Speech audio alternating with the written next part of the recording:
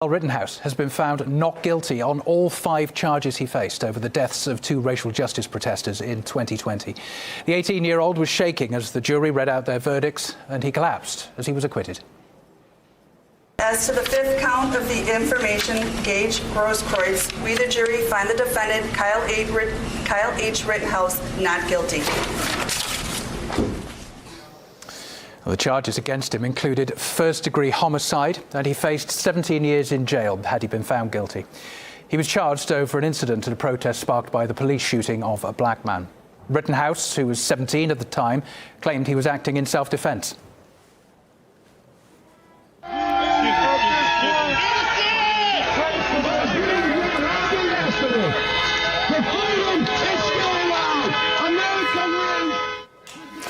Well, this was the emotional reaction outside the courthouse as the verdict was announced, with supporters of Rittenhouse cheering the rulings. There have also been significant numbers of Black Lives Matter protesters at the scene as well, chanting justice for the victims. Well, let's show you what's happening right now outside the courthouse. Before the verdicts were written, of course, the judge appealed for calm, no matter what the verdicts were, and said that any violent reaction would be met by law enforcement. The judge in the case has described media coverage as irresponsible and frightening, and warned that he might ban live TV from the courtrooms in future. The verdicts also polarized opinion on social media, with both the hashtags Pray for Kyle and White Privilege currently trending on Twitter. Let's talk about some of that reaction to the rulings. We can speak to Spike Cohen, who is the 2020 vice presidential candidate for the US Libertarian Party. Welcome back to RT, Spike. First of all, what do you make of the jury's decision? Were you surprised? I was not surprised, and I don't think anyone who watched the prosecution's video evidence could come away surprised. I personally don't believe Kyle should have gone there in the first place, but that's not really relevant once the incidents actually started. He was never trespassing. He never threatened anyone.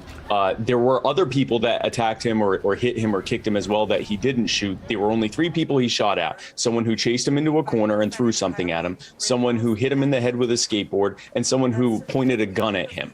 And that's self-defense. And again, I already was convinced of his innocence watching the prosecution's case before the defense even started. So no, I wasn't the least bit surprised. Now, when he was a presidential nominee, Joe Biden made this comment on the case. Let's just take a quick listen.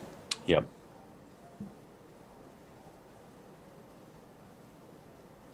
I don't know if we do have a clip from Joe Biden there. Okay, let me ask. Here it is.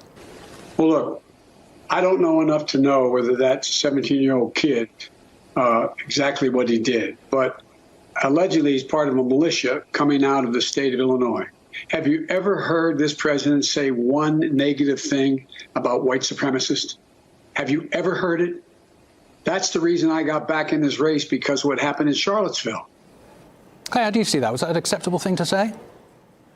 Well, no, he started by saying he didn't know. So he should have left it at that, because he didn't know. And he clearly didn't know, because Kyle's not in a militia or anything else. And it was even worse than that on social media, because Joe Biden's social media was putting up pictures of Kyle Rittenhouse and saying things about white supremacists killing people and Donald Trump doing nothing and so on and so forth. And I get that they wanted a chance to dunk on Donald Trump about, his not responding as vocally as they wanted to about white supremacists. But they had no proof that Kyle did that. And by lumping him in like that, this is why we're seeing the emotional reaction from so many people that he's been found not guilty, because they haven't been following the case. What they've been following is their favorite people, their favorite politicians and media heads on social media, referring to Kyle repeatedly as a white supremacist murderer, instead of actually looking at the evidence itself.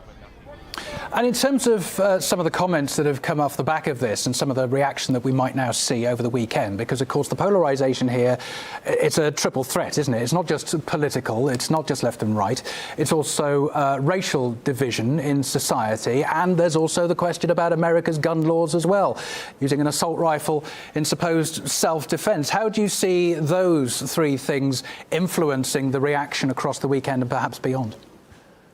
Well, I think gun rights were fully vindicated over all of this. Kyle, without a weapon, without a rifle, or without some kind of pistol or something, would almost assuredly be dead right now. So that's a full vindication on the concept of gun rights and why we have them. This is absolutely going to stoke racial divides. And the reason it's going to stoke racial divides is because politicians and media figures are using it to stoke racial divides. Kyle is white, and he killed 3 white people. Or he shot 3 white people and killing 2 of them. So this on its face should not be racial, but it became racial because media heads and politicians who wanted to make it racial have turned it into a racial incident, and it shouldn't be. But unfortunately, that's the reality we live in, is that everything, any incident that happens like this, you're going to have politicians sometimes on both sides of the argument and corporate media figures who are going to do everything they can to stoke hatred and tension, to keep people divided, to keep them watching and clicking, and to keep people distracted from the real swindle that's happening at the top. Some of the thoughts that are being expressed on Twitter, though, are to suggest that had this been a black man on trial for killing 2 white people, that the outcome might have been very different. And when you do look at rulings in cases like this, where it is black individuals who are the defendants, that it does tend to lead towards being a conviction. Do you think that there's a valid question to be asked about the legal process here? Well, we've talked a lot about disproportionate treatment of people of color in the U.S. criminal justice system. Now, with that said, that's not a guarantee that a black man in this situation, obviously we're talking hypothetically, but there's no guarantee that a black man in this situation would be convicted. We recently had a situation where a man in Wisconsin, I forget now, Minnesota or Wisconsin, a man named Jaleel Stallings, who shot at a police van in self-defense, and he was acquitted. But then there are other cases where there are black men who have been, arrested and convicted for in self-defense and were convicted for murder. But I'm sure we've had cases of white men as well. Disproportionately, the criminal justice system doesn't help people of color compared to white people, but or harms people of color more than white people. But I don't think that's a reason to look at this case of self-defense and say, well, this person should be punished for something that he didn't do because there's someone else who might have also been punished. It's a reason to look at why that person would be punished. What about the media's role in all this throughout the trial? Because if this was in Britain, there's a media silence when a trial's ongoing. They can't say anything other than what is physically said in court on that day. In the United States, it's very different, of course, when a trial is ongoing. How do you think it's handled the coverage of the Rittenhouse trial? Has it been irresponsible, as the judge said? There have certainly been some irresponsible actors. Now, with that said, I don't think that that's a reason for government to limit people's right to speech and right to be able to cover trials and things like that. I think it's good. Like I said, I came into this thinking for the most part that Kyle probably defended himself, but it was actually watching the prosecutor's case to realize that he did defend himself. So I think it's good for public to be on notice and to be notified and made aware of things. But no, there's definitely been irresponsible action. And I think honestly, most of that irresponsible action has come more from politicians who then, their influence trickles down into corporate media. I think it's actually been more of a government problem than necessarily a media problem. What about the judge in this, though? He's been accused of racism. He's also received some death threats as well. What about his behaviour at this trial? One of the most inflammatory things, of course, suggesting that the dead men perhaps shouldn't be classed as victims.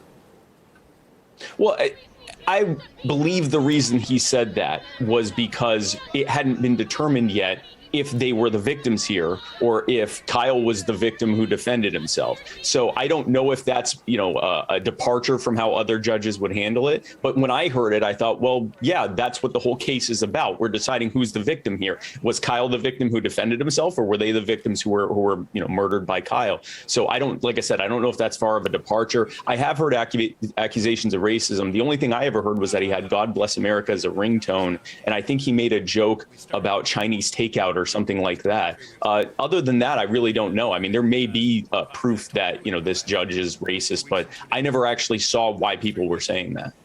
OK, Spike Cohen from the US Libertarian Party. Good to talk to you again. Thanks for joining us on RT. Thank you, Colin.